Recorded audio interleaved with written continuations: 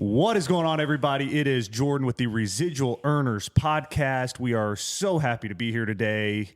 Same studio, new look. I'm Jordan. I'm Presley. And let's get this thing rocking. We're going to talk about starting your own business, knowing, fundamentals, how to grow a business, kind of some business concepts that we think would be very helpful for a lot of people. We got TikTok Live going. We've got multi-cameras. Man, this is... there are a lot of lenses pointed at us, and we're the only two people in here. You know, it looks like we know what we're doing. If somebody could see this rig and this setup, I mean, I'm telling you. We got some lenses. We do. Well, we're going to do it a little different today, guys. I'm going to do more interviewing of Jordo today. He's usually interviewing me more. Now, obviously, I'll contribute here and there, but I'm going to kind of put him in the spotlight. He has started multiple businesses, and what we're going to do right now is not going to be talking about maximizing profits and all that. This is going to be literally, if you're sitting there thinking, I'd like to start a business, we're going to go over kind of the ground floor steps of how to get that business going. So that's what we're going to work on right now. And I'm going to start off by, asking Jordo, you've started several businesses. Let's kind of focus on the auto hauling business, because that's fresh on your mind, because we've just got that thing up and going, doing real well, by the way. But how did you conceptualize? How do you come up with an idea for a business? I know you've started car dealerships, you've started recovery businesses, now you've started an auto hauling business. Does it just pop into your mind? Just boop, there it is? Or do you have to think things through for a while? How do you conceptualize all that? With the businesses we've started off of the car dealerships, I make sure that the business is there where I can take as little risk as possible. And what I mean by that is the car dealerships, with the auto hauling stuff. We had a 9-car hauler we had 7 locations, a recon center. We're sending cars all over the state. We get a truck, the Vamos 18-wheeler. We get that and we put it on the road. Now it's going. And then obviously a buddy of mine comes to me saying, hey, I've been brokering for a long time. There's a business here. And so look at it, say, I've already got the truck. We can expand this. Let's try it with this first truck. And from there, if it works, let's go. Now, I'm on the hook for the insurance on the truck, which is, it's not cheap. It's, $3,000 a month. I got fuel and I got a driver. Well, fuel and driver, I'm not paying them unless the truck's moving. So I'm not concerned about that, because unless we're making money, I'm not paying that. We have no payment on the truck, on that free and clear. So now it turns into I'll front the insurance to see if this thing's gonna work. Very minimal risk, and you get to see what it's going to become before diving into the deep end, putting a lot of money in, and then either sinking or swimming. But what I like to do is, which I've kind of learned from your good buddy Robert, is we have a company now. What verticals can we go off of with that? Start new businesses that support this business, and that's kind of what I'm talking about, mitigating risk, and that's kind of how I go about doing that. Well, for you guys that are thinking about starting a business, conceptualizing is a big deal. So, you might even want to jot down multiple businesses that you might be interested in, and then start kind of thinking them through, weeding a few out, whatever.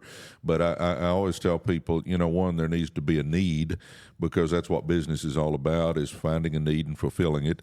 It needs to be something that you can do at a high level. You may not be an expert to begin with, but you feel like you could become an expert at it. And then, number 3 is something that you like. I mean, something that that you enjoy doing. So I think that's big keys in starting a business. And I know from talking to Jordo that he enjoys the auto hauling business. He really gets into that.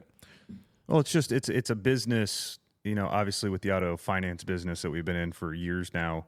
There's so many different factors and different facets to that business, and they all have to tie in together for success. And then also, it's a tougher business from the fact of, we sell a car today. We are the bank that finances the car. Now, over the next 4 years, we're getting paid back. So it's not, with the auto shipping, auto recovery businesses, it's you go do the work, and then boom, that next week, you're getting paid for the work, which is nice from a cash flow perspective.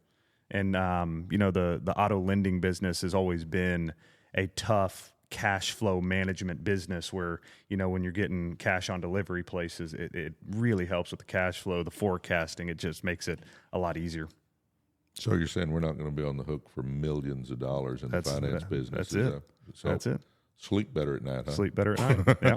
It always helps to sleep better. All right. Now, I know you've worked on a business plan. I know you're proud of it because you have shown it to me and you've detailed it out. These folks are wanting to start a business. They need a business plan. Talk to them about kind of how you went about that. Well, this business has a lot of fixed cost, and it also has a lot of costs that are a percentage of revenue or miles traveled. So it's one of those deals when coming up with the business plan. I know in the auto haul business, the standard rate for a driver is 30% of gross revenue. That's standard across the business. If you're starting out, maybe 25%, but 30%, maybe 32% for just an absolute stud that's been doing it all. So I know that 30% of revenue is out the door. Okay, that's simple. I also know that depending on the trucks, our newer models that are 2020s or newer, that I'm going to haul stuff for about 62 cents a mile of fuel. The older, we got a 2017 that's running at about 75 cents a mile. So now I know my fuel costs. We're trying to run them 10,000 miles a month, each truck 10,000 miles a month. I know exactly what the revenue is. I know exactly what the fuel cost for running 10,000 miles a month is. And I also, I know for the trucks we do have payments on, I know payments, everything, all expenses are down to the cent. And then I throw some stuff in there and, an average of $1,200 a month for fixing up trucks. Usually doesn't hit that, but I want to shoot on the high side. We know insurance costs, so that, that's all fixed. So it's really knowing what are the costs, what's worst case scenario, plan for worst case scenario. And then as your business plan expands, you end up having a little more money in the bank than you thought to. Cash flow is a little better. You can expand a little faster. But I want to know worst case scenario when coming up with a business plan, when forecasting it out, because I want to know if everything goes wrong, where am I going to be? And how can I overcome that situation? And can I, and does it make sense? So with that business model that you came up with, did you plan out for the next year or two? I planned out 12 months in this one. There's so many unknowns in this business that it's tough to, and I think it's true in any business. It's hard to plan out 24 months. You can put stuff on paper, but the chances of it actually happening are slim. So this is a living, a document that's alive. It's always changing. And so you're adjusting this as you go. I adjust weekly. Mondays is my time to go in and sit down and adjust. And doing that, I have a really good grasp on what we've done and what to expect. And it's like I said, this document's alive. It's changing every single week with up-to-date data that's giving us the best look forward. Because really, what I want to know, the year's nice, but I want to know, the next 30 days and really the next 90 days. Like, what am I up against the next 30 days? What do I need to be prepared for? And then 90. And through doing this, I've got a really accurate grip on at least 3 months ahead. I got you. All right. Now, something we've decided on the business we're starting. We've come up with a business plan. Something that I really enjoyed watching you do was, coming up with the name, the branding, the color schemes, all that. Talk about that a little bit. So yeah, we're S2 on a lot of different companies right now, but that's obviously we're business partners in the deal, so it's Swaggerty times 2 kind of deal. So S2, you got S2 Recovery, S2 Logistics, S2 Auto Haul, S2 Leasing. We got quite a few S2 companies that it's been fun. I enjoy the coming up with logos. I enjoy seeing things. I enjoy that creative sense, which is one reason I wanted to start doing the podcast. I enjoy, having my mind work more creative ways.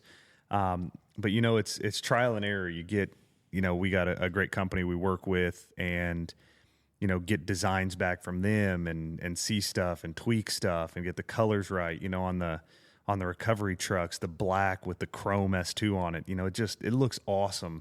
and it's something that I really enjoy kind of taking my time on. I think it's important to take time on it.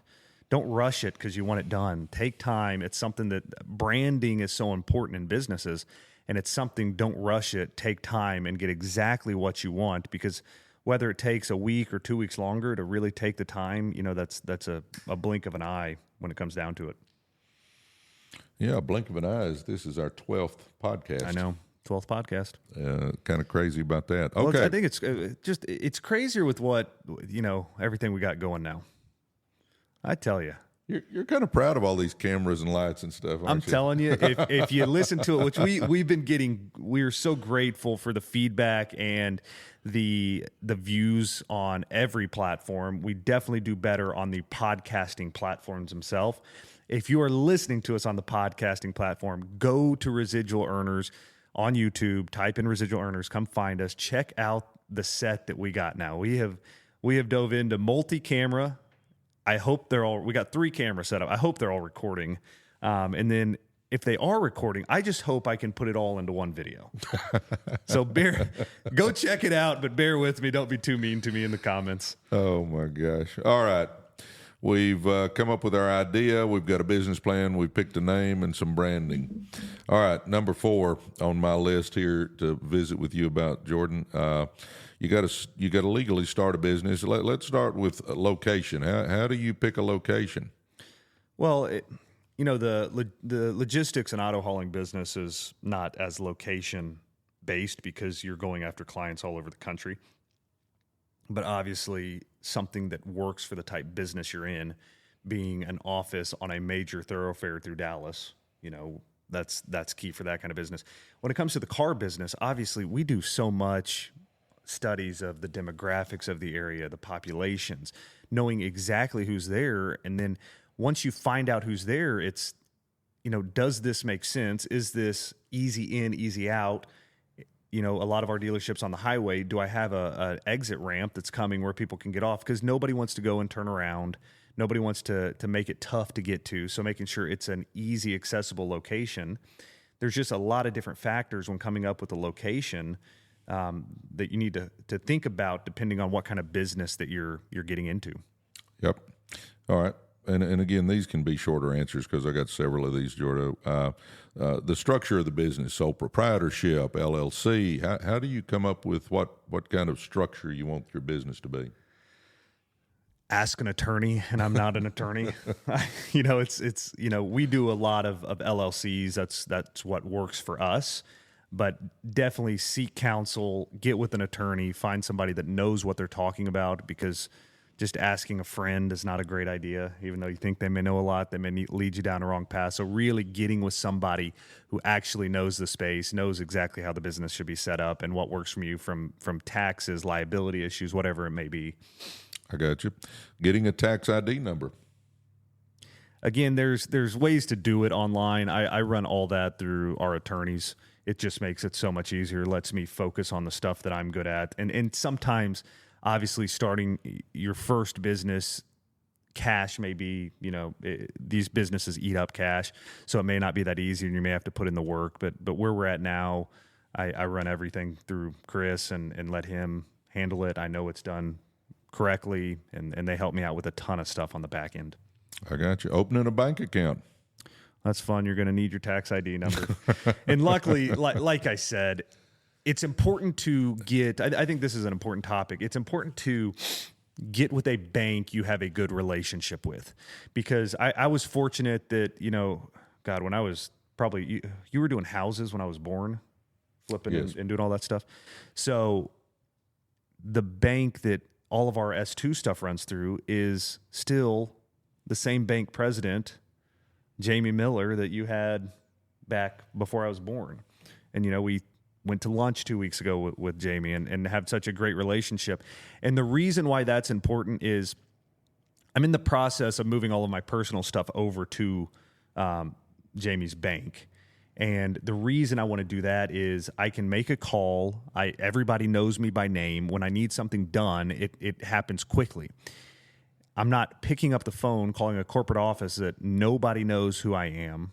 I have a personal accounts with Bank of America, And it's like, if I need to transfer, $1,000, it's an act of Congress. I got to come in with documentation and ID and all this stuff. And it's like, this isn't this isn't fun.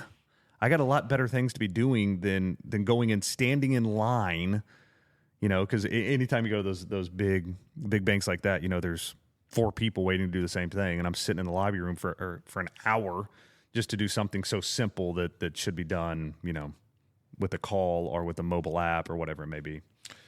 Well, a word of advice that I recommend highly is, if you can get with an independent bank, that's great. Try to get with a smaller bank.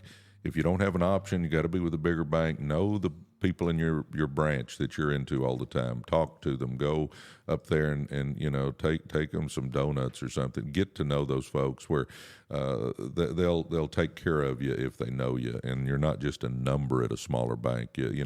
Like Jordan said, when we walk in, it's hey Presley, hey Jordan. So anyway, bookkeeping software, Jordan. I'm a QuickBooks. I know it. For y'all that don't know, I graduated college after 12 years with a corporate accounting degree. Now, I was not at college for 12 years. It took me 4 years of actual work, but at 12 overall. So I understand accounting. I enjoy accounting. With the car business, that got so big that I didn't take as much part of it as I should have. But with the S2 companies from the get-go, I've set up the QuickBooks, running stuff through our CPAs. They check me on the back end, make sure we're good. When I need something that's a little above my head, they chime in, get it done. And then obviously they help with all the filings. Having a CPA you can trust. Again, Flynn, how long has Flynn been part of our lives? I went to college with him. And you're kind of getting the trend here, guys, that it's know who you're dealing with. If you're in business, know who you're in business with. Know your CPA, know your bank. These are the people that make your life a lot easier if you have a great connection with them. And I think that's so big. I agree. What about a website?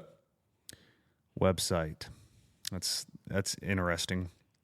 There's a bunch of different directions you can go on this, from building it yourself to hiring somebody that knows what they're doing. And again, it's where you at in your business, how much additional capital do you have to start with? Because, starting off, in the car business, when we were just getting going, we ran it through our DMS system, and they had a website they created for you that was, $150 a month. And they did all the work. Now, this is just a template that they put your logo in, and it works. Nothing great. It's not Google ranking where you need to be. It's not the best of the best, but it works. Once we got bigger, and in our other businesses, and with the ACN business we have hired somebody that actually knows the space, gets us a custom-built website that talks to Google. It's constantly being updated, where Google is reading it, and when Google comes out with new updates, we're adjusting our website to talk to Google, where we're ranking higher, we're getting leads, we're doing all of these things that, just a basic template is not going to get you. But again, it's how much money do you have when starting? What kind of business are you in? If I make the argument, if I'm starting a retail sales business, and that may be where I want to allocate money, because I need that traffic. I need people viewing my site. I got a product to sell. It all depends on what kind of business you're starting. Where for us in the auto hauling business, we're going to big companies and having meetings with them about, earning their business. We're not going to get anybody a lead on, GM's not going to look us up on the internet and say, hey guys, can you haul some cars for us? It's us seeking them out and talking to their people and trying to make something happen. Yes. And in lots of businesses, especially for the folks that are looking at this, wanting to start something online, leads are the big key. Huge. And having that website that can help you get some leads is huge. All right. We've conceptualized. In other words, we've got our idea. We've drawn up a business plan. We've picked a name and done a little branding. Legally, we've got all that stuff taken care of. We've got our entities and all that. My next one is, and you can reference this with maybe the auto hauling business, Jordo, but you've assembled a team.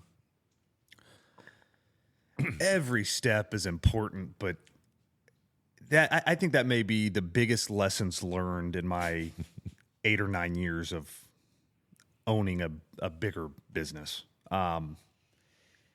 Starting out, you're so eager to just get somebody hired, get them in a seat so you don't have to keep doing the tedious jobs. That I think that's when it was just the three of us that started the car business together in a room, like we're so excited to get somebody else in the door, and it didn't matter who it was. Just I don't want to be calling people all day long, so get somebody in here to do this.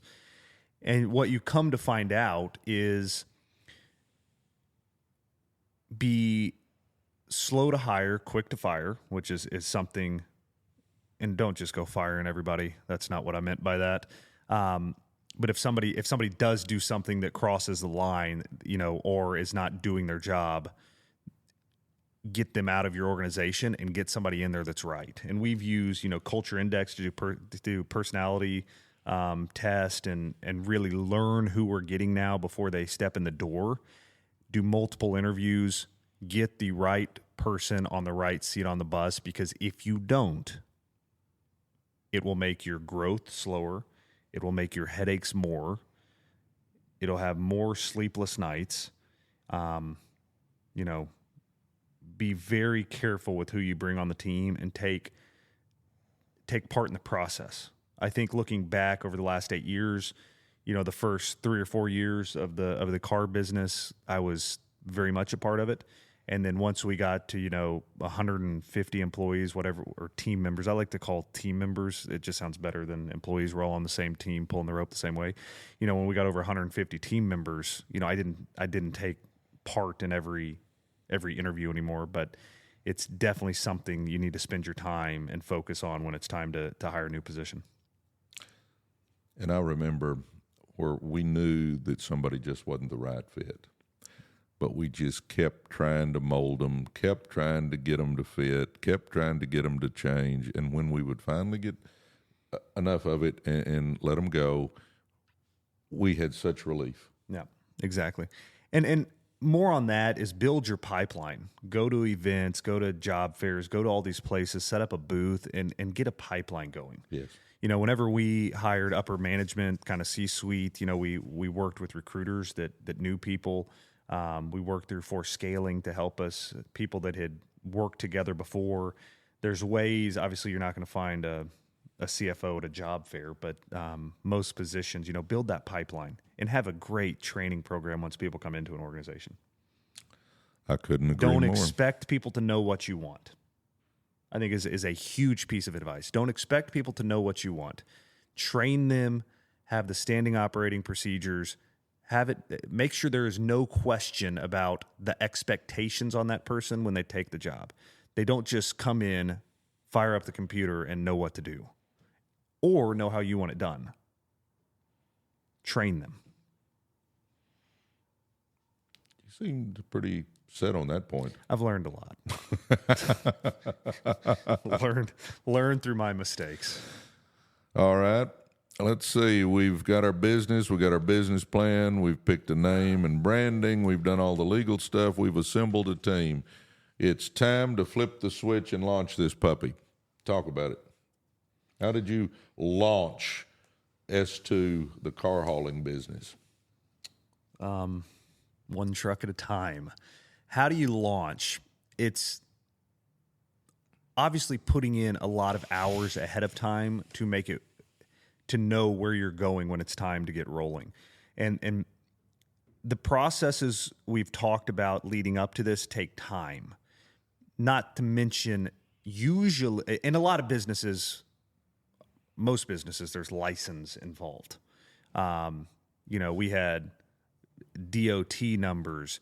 We have, it takes time to get your insurance in place. If you need a bond, there's a bunch of stuff that lead up to being able to actually get on the road. And, while I'm waiting 30 days every time we get a new DOT number for a different business, for that to go active. I can't be on the road until those 30 days are up and it becomes active. There's not a whole lot going on. There's no money coming in.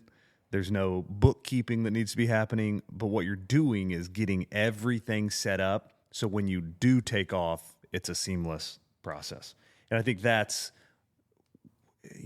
with all these other companies that we've started, is once we go, everything is in place, and it just, everything is connected from the back end with QuickBooks to the billing software, whatever steps you may have. And then once you go, it's time to start managing the process and making sure everything's flowing exactly how you want it to. Well, all right. The last one I've got on here is one that you and I talk about quite often, and that is expanding and scaling. I heard you talking to the TikTok Live group, which we're thankful that I still see people popping in on TikTok Live, which is awesome. I heard you tell when we started out ahead of time, make money with your first location. And that's one thing you can learn from us. We expanded the car business rapidly, multiple locations, and too fast. And when doing that in the finance business, you don't cash flow for years.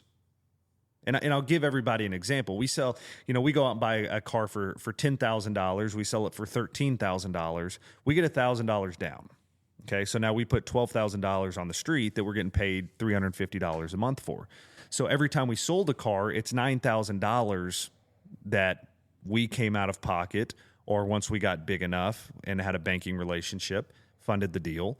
And you don't cash flow until you kind of stabilize the portfolio. And so when you're growing really quick, you're just pushing that out even further on the horizon. So know what you're doing there. Have what we talked about, a business plan where you can see when that, in that certain type business, when you will start cash flowing. For, in the trucking business, we know when that point is. And it takes a lot of stress off of the business owner to take growth a little slower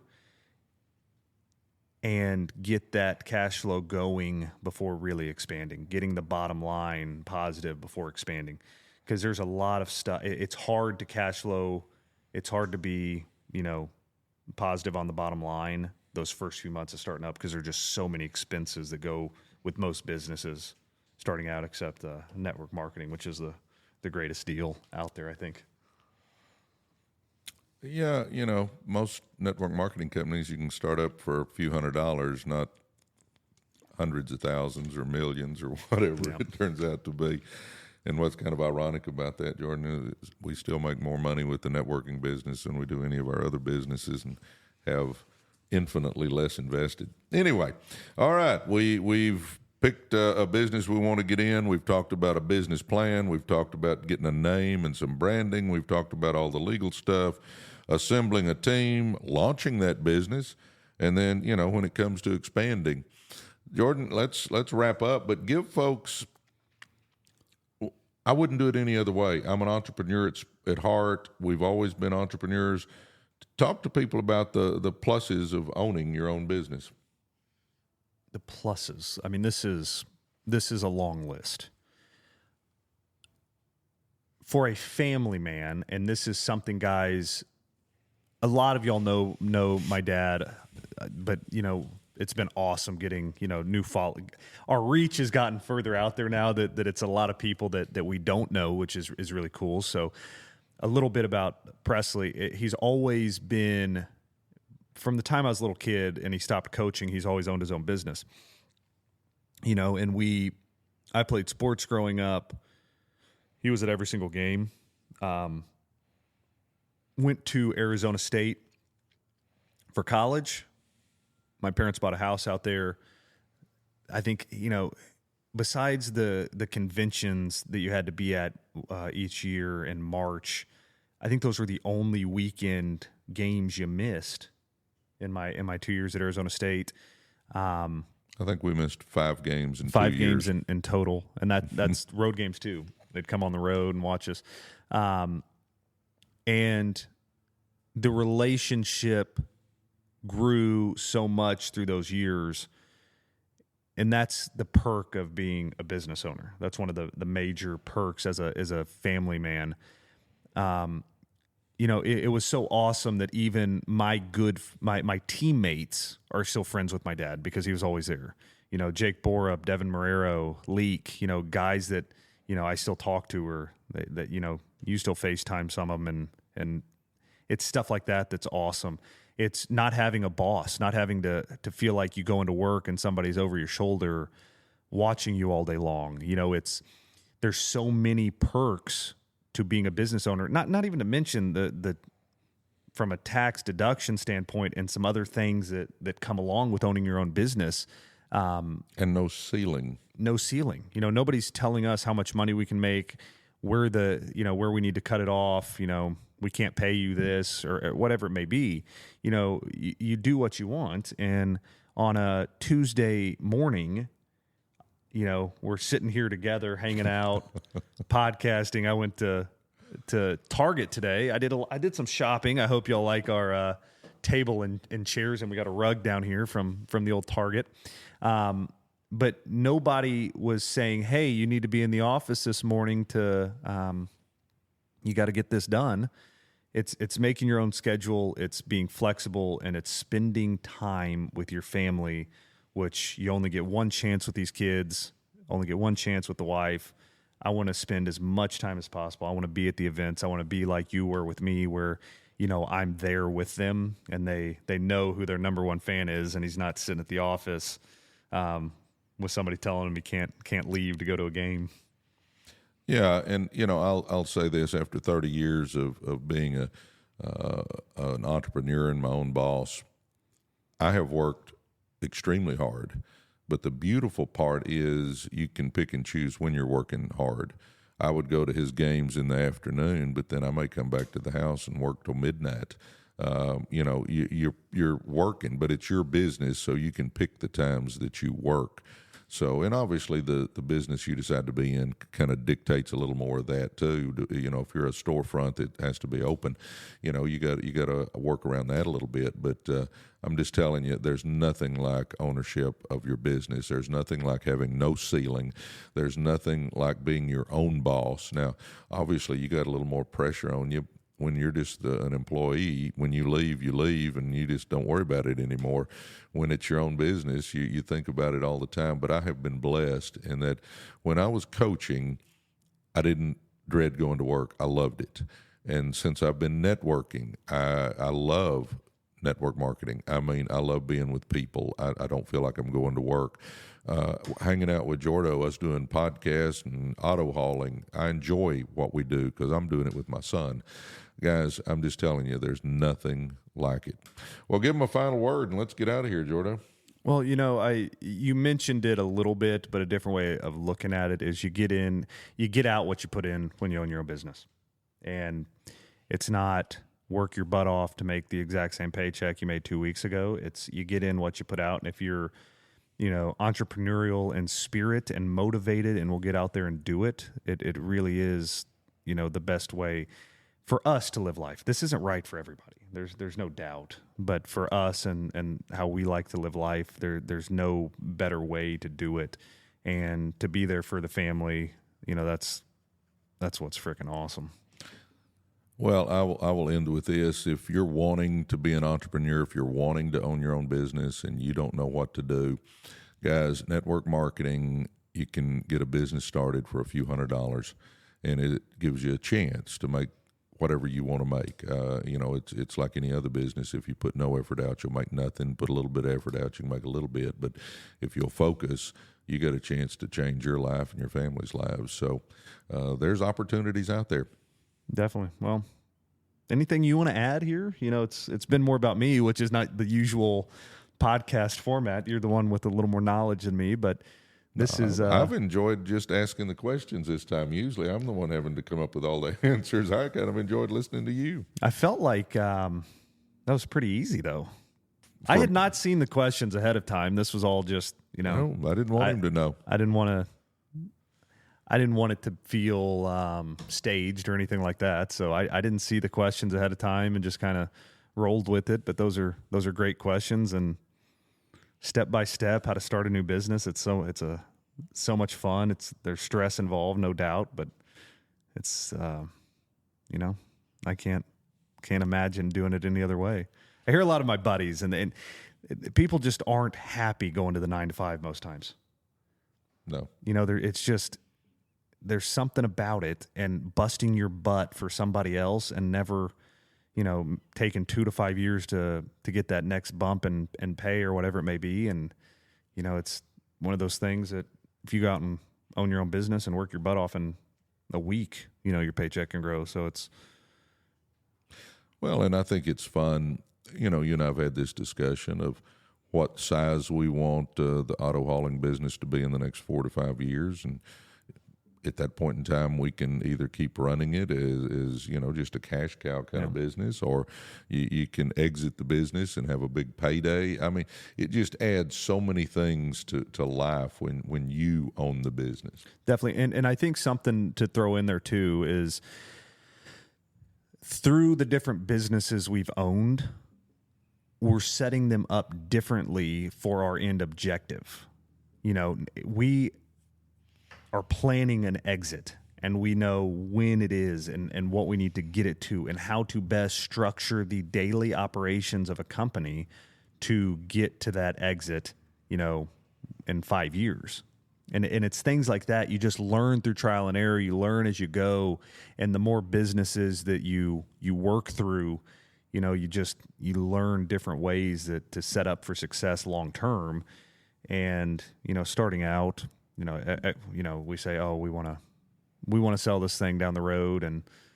But we really didn't know how to set up the business to sell. Where now it's like you're just doing stuff different through trial and error and learning, to now this is how we need to do it to maximize X down the road. Amen. Well, here's what I want you to do, guys. Go to YouTube, subscribe, like, comment. Hey, for you guys that have been watching us for a while, give us a comment on how you like the new digs here. Yeah, this is awesome. And if you are listening to on Apple Podcasts, Spotify, if you're on TikTok Live right now, go to Residual Earners on YouTube, subscribe to the channel, give us a follow, comment down below, turn on the little bell notification so that you can get alerted when we do upload. But we want to hear from you. We want to know what topics that y'all want us to talk about. So put that down in the comments of this video, and we want to hit on those things, because as Presley said, as I've said, we're here to add value to each and every one of your lives. So we want to know what you want help on, what questions we can answer. Once the following is big enough, obviously we want to do Q&As where, we can take all of your questions and just answer them one-on-one. There are some really cool things we want to do as this channel continues to grow. And it starts by, subscribing to us, reaching out, commenting on stuff, and letting us hear what's on y'all's mind. Well, all right, guys. We will look forward to our next podcast, which will be number 13. Number 13. And I look forward to the next few days of seeing if all these cameras worked and if we left here with anything at all. It'll be good. Awesome, man. Love you. Love you. All righty. Thank y'all for tuning in. God bless you guys.